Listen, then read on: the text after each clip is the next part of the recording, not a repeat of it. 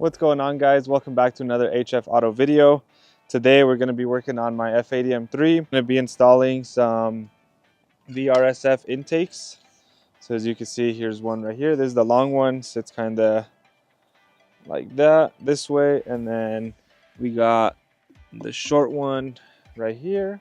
And as you can see, these are used. I picked them up from this guy parting out his F82 actually. So yeah, I paid 180 bucks for these. New, they're 280 plus shipping and taxes. So I saved over 100 bucks on them, which is kind of nice.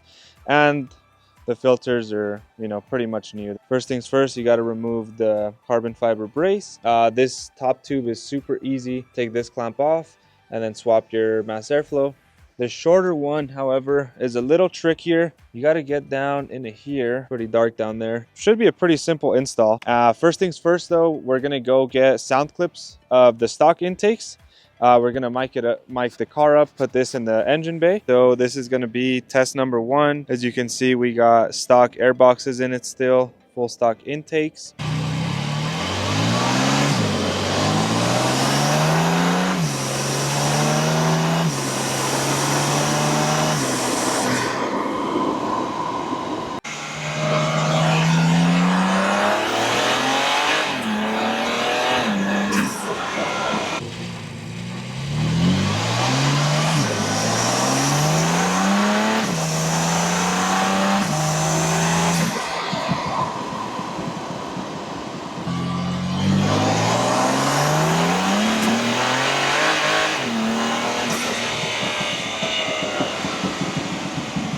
Well, no joke, I've been going at it for like 5 minutes, if that. And as you can see, we got both intakes out already. Here's the long one, short one. You can see the size difference between the two. And yeah, if you come in here, this one just gonna need to come off with this. Super easy to get to.